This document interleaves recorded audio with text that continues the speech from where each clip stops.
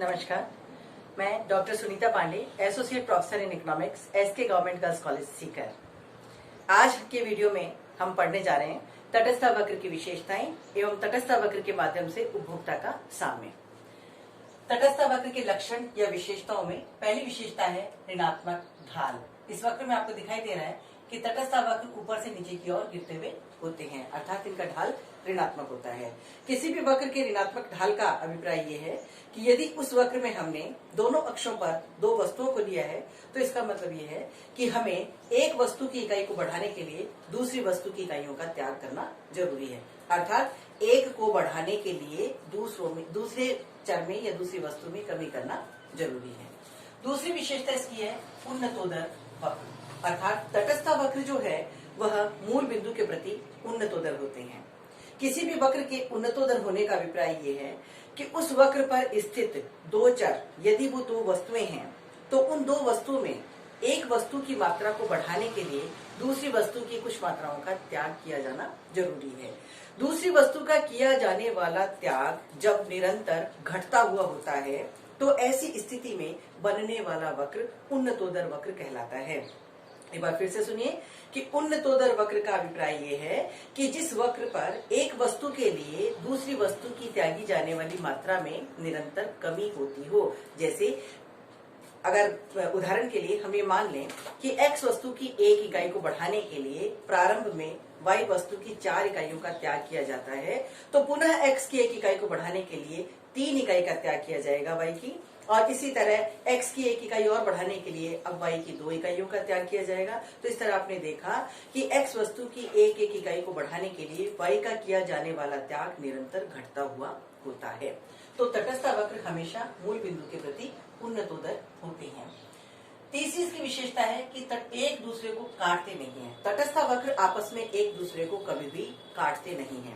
जैसा कि पिछले वीडियो में मैंने आपको बताया था कि हम तटस्थ मानचित्र का अध्ययन करते हैं और एक तटस्थ मानचित्र में एक साथ बहुत सारे वक्र बने हुए होते हैं और ऊपर स्थित वक्र नीचे स्थित वक्र की तुलना में अधिक संतुष्टि को बताता है। यदि ये इस वक्र पर आप ध्यान दीजिए कि यदि IC1 IC2 को इस A बिंदु पर काटता है तो इसका मतलब ये होता है कि इस पर्टिकुलर पॉइंट पर दोनों वक्रों पर संतुष्टि का स्तर समान है, जो कि थ्योरी के अकॉर्डिंग गलत है। अर्थात ऊपर स्थित तटस्थ वक्र हमेशा नीचे स्थित तटस्थ वक्र से अधिक कुल उपयोगिता को प्रदर्शित करता है। इससे अगली विशेषता है कि ऊंचा तटस्थ वक्र अधिक संतुष्टि को बताता है। जैसा कि मैंने आपको अभी बताया कि एक तटस्थ मानचित्र में हम देखते हैं कि IC1, IC2, IC3 तीन तटस्थ वक्रों का एक साथ निरूपण किया गया है और इस स्थिति में प्रत्येक ऊपर स्थित तटस्थ वक्र नीचे स्थित तटस्थ वक्र की अपेक्षा अधिक कुल उपयोगिता को बताता है, या कह सकते हैं कि अधिक संतुष्टि की मात्रा को प्रदर्शित करता है। प्रत्येक उपभोक्ता का लक्ष्य ऊंचे से ऊंचे तटस्थ वक्र पर पहुंचना होता है। तो ये थी तटस्थ वक्र की विशेषताएं। अब हम एक बार तटस्थ वक्र की आकृति पर पुनः ध्यान दें। ये आपके सामने तटस्थ वक्र बनाया हुआ है, IC वक्र के नाम से हम इसको पुकारते हैं। इस IC वक्र पर MRSXY means marginal rate of substitution x for y which is negative delta y upon delta x। इसका साइन ऋणात्मक है। इसका मतलब यही है कि y की इकाइयों में परिवर्तन करने के लिए, x की इकाई में परिवर्तन करने के लिए y का जो त्याग किया जा रहा है वह निरंतर घटता हुआ होता है। MRSXY जो है इसे हम स्लोप ऑफ IC भी कहते हैं, अर्थात MRSXY is the slope of indifference curve. तो इंडिफरेंस कर्व का स्लोप है minus delta y upon delta x। अब हम कीमत रेखा के बारे में पढ़ने जा रहे हैं। कीमत रेखा यानी प्राइस लाइन, इसे हम बजट रेखा या आय रेखा के नाम से भी पुकारते हैं। कीमत रेखा वह रेखा होती है जो एक उपभोक्ता के द्वारा काम में ली जाने वाली दो वस्तुओं की कीमतों के अनुपात को प्रदर्शित करती है। इसे हम आय रेखा के रूप में भी परिभाषित करते हैं या पुकारते हैं। आय रेखा का अभिप्राय ये होता है कि एक उपभोक्ता के पास में एक लिमिटेड आय या एक पर्टिकुलर इनकम का लेवल दिया हुआ होता है। अगर हम इस वक्र पर ध्यान दें तो MN कीमत रेखा है। MN कीमत रेखा के दिए हुए होने पर एक उपभोक्ता दो वस्तुओं का उपभोग कर रहा है, X वस्तु और Y वस्तु। यदि एक उपभोक्ता अपनी संपूर्ण आय को एक्स वस्तु को खरीदने के लिए व्यय करता है तो वह एक्स की ON अधिकतम इकाइयां खरीद सकता है। अर्थात इस स्थिति में वह अपनी संपूर्ण आय को केवल एक्स वस्तु पर व्यय करता है और यहाँ वाई की वह कोई भी इकाई परचेज नहीं करता है। यदि उपभोक्ता अपनी संपूर्ण आय को वाई वस्तु पर व्यय करता है तो वह वाई की अधिकतम OM इकाइयां परचेज कर सकता है और इस स्थिति में वह एक्स की एक भी इकाई नहीं खरीदता है। अर्थात अगर संपूर्ण आय को केवल एक्स पर व्यय किया जाए तो उपभोक्ता ON इकाइयां परचेज कर पाएगा और अगर संपूर्ण आय को वाई वस्तु पर खर्च किया जाए तो वह OM इकाइयां वाई वस्तु की खरीद पाएगा। लेकिन जैसा कि हम जानते हैं कि प्रत्येक उपभोक्ता का लक्ष्य होता है हाउ टू मैक्सिमाइज यूटिलिटी, अपनी उपयोगिता को अधिकतम इस प्रकार से किया जाए और उपभोक्ता केवल एक वस्तु का उपभोग नहीं करता है अपितु वह दोनों वस्तुओं का एक साथ में उपभोग करता है। इस कीमत रेखा पर आपको अलग अलग बिंदु दिखाई दे रहे हैं। थ्योरी ये कहती है कि किसी भी उपभोक्ता को यदि उसे अपनी उपयोगिता को अधिकतम करना है तो इसके लिए जरूरी है कि वह अपनी संपूर्ण आय को व्यय करे। अर्थात अगर उपभोक्ता अपनी संपूर्ण आय को दो वस्तुओं को खरीदने के लिए व्यय करता है तभी उसे अधिकतम संतुष्टि की प्राप्ति हो सकती है। इस प्राइस लाइन पर A, B, C और D इस वक्र में आपको 4 बिंदु दिखाई दे रहे हैं जिसमें से A और B बिंदु प्राइस लाइन के ऊपर स्थित है, C पॉइंट प्राइस लाइन के नीचे स्थित है और D पॉइंट प्राइस लाइन के बाहर की तरफ स्थित है। C पॉइंट जो कि प्राइस लाइन के नीचे स्थित है वो ये बता रहा है कि यदि उपभोक्ता C बिंदु पर रहता है तो इसका अभिप्राय यह है कि वह अपनी संपूर्ण आय को व्यय नहीं कर रहा है। इस स्थिति में एक उपभोक्ता को अधिकतम कुल उपयोगिता की प्राप्ति नहीं हो सकती है। अगर वह D बिंदु पर जाना चाहता है तो ये कार्य उसके लिए असंभव है। क्यों? क्योंकि उसके पास जो आय दी हुई है उसके सामने आय का रिस्ट्रिक्शन है। कीमत रेखा एक रिस्ट्रिक्शन के रूप में, बजट लाइन जो है वो एक रिस्ट्रिक्शन के रूप में भी एक उपभोक्ता के सामने होती है। ये प्रतिबंध है कि इस आय की सीमा के बाहर एक उपभोक्ता नहीं जा सकता है। अर्थात D संयोग एक उपभोक्ता के लिए अप्राप्य संयोग है। D बिंदु तक वह नहीं पहुंच सकता है। A और B बिंदु, ये दोनों बिंदु प्राइस लाइन के ऊपर स्थित है। यदि उपभोक्ता A या बिंदु B पर रुकता है तो वह अधिकतम संतुष्टि की प्राप्ति कर सकता है।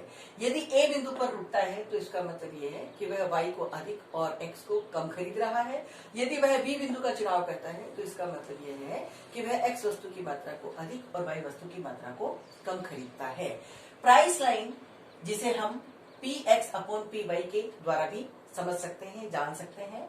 This is the slope of price line. PX/PY ये कीमत रेखा का ढाल भी कहलाता है। अब हम तटस्थ वक्र के माध्यम से उपभोक्ता के साम्य का अध्ययन करेंगे कि सबसे पहले तो हम इस बात को अच्छी तरह से समझ लें कि किसी भी उपभोक्ता का जो लक्ष्य है वो लक्ष्य है हाउ टू मैक्सिमाइज यूटिलिटी। अर्थात प्रत्येक उपभोक्ता अपनी कुल उपयोगिता को अधिकतम करना चाहता है। किसी भी उपभोक्ता को प्राप्त होने वाली कुल उपयोगिता अधिकतम केवल उन स्थितियों में हो सकती है जब ये दो प्रकार की शर्तें एक साथ में पूरी होती हों। इसके लिए संतुलन के लिए जो आवश्यक शर्तें हैं उनमें पहली शर्त है x into PX plus Y into PY equal to I। That means हमें मान्यता लेकर के चलते हैं कि एक उपभोक्ता एक साथ दो वस्तुओं को खरीदता है, X और Y। अगर X वस्तु की कीमत और Y वस्तु की कीमतें ऑलरेडी दी हुई होती हैं और वो जितनी क्वांटिटी X और Y की खरीदता है और इन्हें खरीदने के लिए वो जितना व्यय करता है वह व्यय उसका आय के बराबर होना चाहिए। अर्थात एक उपभोक्ता के पास जितनी आय है वह संपूर्ण आय उसे व्यय करनी जरूरी है। यदि वह ऐसा करता है तभी वह अधिकतम संतुष्टि को प्राप्त कर सकता है। जैसा कि मैंने अभी थोड़ी देर पहले आपको बताया कि यदि उपभोक्ता प्राइस लाइन के ऊपर रहता है इसका मतलब यह है कि वह अपनी संपूर्ण आय को व्यय कर रहा है। एक बार फिर से देखिए, first order condition x into PX अर्थात x वस्तु की इकाइयों को x वस्तु की कीमतों से गुणा किया जाए और y इंटू PY अर्थात y वस्तु की इकाइयों को y वस्तु की कीमतों से गुणा करने पर जो गुणनफल प्राप्त होता है वह उसकी आय के बराबर होना चाहिए। ये उपभोक्ता का व्यय है, ये उपभोक्ता की आय है। आय और व्यय दोनों का बराबर होना जरूरी है। So this is the first order condition. The second order condition which is MRS XY is equal to PX upon PY। या कह सकते हैं कि minus D Y delta Y upon delta X is equal to P X upon P Y, अर्थात the slope of indifference curve is equal to the slope of price line. इसका मतलब ये होता है कि एक उपभोक्ता संतुलन की स्थिति में उस स्थान पर होगा जिस स्थान पर तटस्थ वक्र का ढाल और कीमत रेखा का ढाल दोनों एक दूसरे के समान हो, एक दूसरे के बराबर हो। किसी भी वक्र पर ढाल ज्ञात करने के लिए उस वक्र पर एक स्पर्श रेखा खींची जाती है। जैसे यदि ये तटस्थ वक्र है और इसके इस बिंदु पर ढाल ज्ञात करना है, तो ढाल ज्ञात करने के लिए हम इस तटस्थ वक्र पर एक स्पर्श रेखा खींचते हैं और उस स्पर्श रेखा को हम दोनों अक्षों की तरफ मिला देते हैं और ऐसा करने पर एक ट्रायंगल बन जाता है, एक त्रिभुज बन जाता है। इस त्रिभुज का लंब बटे आधार ये ढाल का सूत्र होता है, परपेंडिकुलर अपॉन बेस। और इस आधार पर हम किसी भी वक्र के किसी भी बिंदु पर ढाल को ज्ञात कर सकते हैं। यहाँ आपने देखा कि तटस्थ वक्र का ढाल M R S X Y के द्वारा प्रदर्शित किया जाता है, जो कि minus D Y delta Y upon delta X के द्वारा भी बताया जा सकता है। अब हम इस रेखा चित्र पर आते हैं। इस रेखा चित्र में आपको एक साथ तटस्थ मानचित्र दिखाई दे रहा है, अर्थात IC1, IC2, IC3 तीन तटस्थ वक्र एक साथ बने हुए नजर आ रहे हैं। MN यहाँ पर प्राइस लाइन है, कीमत रेखा है, और इस रेखा चित्र में A, B, C, D और E 5 बिंदु आपको नजर आ रहे हैं। इन 5 बिंदुओं में से सिर्फ कोई एक बिंदु ऐसा है जहां पर उपभोक्ता साम्य की स्थिति में होगा, संतुलन की स्थिति में होगा और उस बिंदु पर उपभोक्ता को प्राप्त होने वाली कुल उपयोगिता अधिकतम होगी। अब हमें ये जानना है कि इन 5 में से वह बिंदु कौन सा है जो उपभोक्ता के साम्य का बिंदु है, या कहें कि जिस बिंदु पर उपभोक्ता को अधिकतम कुल उपयोगिता की प्राप्ति होती है। हम डी पॉइंट से चलना शुरू करते हैं। डी पॉइंट जो है वह कीमत रेखा के नीचे स्थित है और सबसे नीचे तटस्थ वक्र IC1 पर स्थित है। डी बिंदु क्योंकि कीमत रेखा के नीचे स्थित है, इसका अभिप्राय ये है कि इस बिंदु पर रहते हुए उपभोक्ता अपनी संपूर्ण आय को व्यय नहीं कर रहा है, इसलिए डी बिंदु पर कुल उपयोगिता का स्तर अधिकतम नहीं हो सकता है। जैसा कि आपने पहली शर्त में पढ़ा कि आय और व्यय दोनों बराबर होने चाहिए, अर्थात एक उपभोक्ता के पास जितनी आमदनी है वो संपूर्ण आमदनी उसको व्यय करना भी जरूरी है। अब हम इस ई पॉइंट पर आते हैं। ई पॉइंट जो कि IC3 पर स्थित है, देखने में ई पॉइंट सबसे ऊपर स्थित है। कोई भी उपभोक्ता हमेशा ये प्रयास करता है कि वो निरंतर ऊंचे से ऊंचे तटस्थ वक्र पर जाए, जिससे कि उसको मिलने वाली कुल उपयोगिता का स्तर बढ़ता चला जाए। लेकिन आप ध्यान दीजिए कि ये ई बिंदु जो कि सबसे ऊंचे तटस्थ वक्र पर स्थित है, यह कीमत रेखा के बाहर है, कीमत रेखा के आगे स्थित है। इसका अभिप्राय ये है कि एक उपभोक्ता की जो आय है वह उसको प्रतिबंधित करती है कि वह आय के इस स्तर पर ई बिंदु को प्राप्त करने में असमर्थ है, अर्थात आय MNI के दिए हुए होने पर कोई भी उपभोक्ता ई बिंदु पर नहीं पहुंच सकता है, ई बिंदु के कॉम्बिनेशन को परचेज नहीं कर सकता है। तो इस तरह आपने देखा कि डी और ई बिंदु, ये दोनों बिंदु जो है वह उपभोक्ता के साम्य की स्थिति को प्रदर्शित नहीं करते हैं। इसके पश्चात हम इस कीमत रेखा पर गौर करेंगे, इस पर ध्यान देंगे। ये जो सेकंड इक्विलिब्रियम की जो सेकंड कंडीशन है, ये कंडीशन ये कहती है, अगर हम साधारण शब्दों में बोलें तो संतुलन की शर्तें, जिसमें पहली शर्त है कि कीमत रेखा और तटस्थ वक्र एक दूसरे को स्पर्श करना चाहिए, अर्थात तटस्थ वक्र कीमत रेखा को छूता हुआ होना चाहिए, उसको स्पर्श करना चाहिए। और जो दूसरी शर्त है वो ये है कि कीमत रेखा का ढाल और तटस्थ वक्र का ढाल दोनों एक दूसरे के बराबर होने चाहिए। जहां ये दोनों शर्तें एक साथ में पूरी होगी वहीं पर उपभोक्ता का साम्य होगा, या कहें कि वहीं पर उपभोक्ता को प्राप्त होने वाली कुल उपयोगिता का स्तर अधिकतम होगा।